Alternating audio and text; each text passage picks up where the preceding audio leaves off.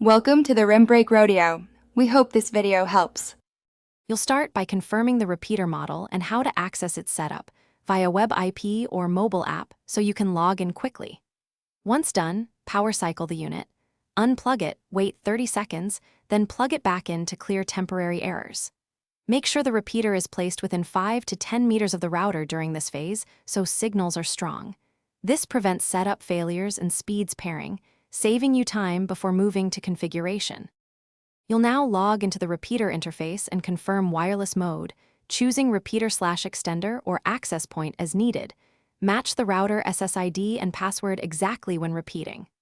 Once logged in, check for firmware updates and apply them.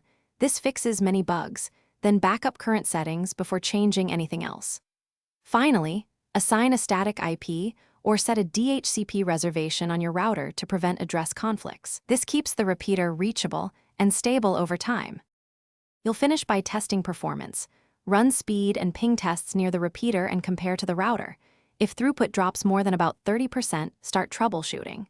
Change wireless channel or disable band steering to avoid interference and try 4 GHz versus 5 GHz to see which is steadier.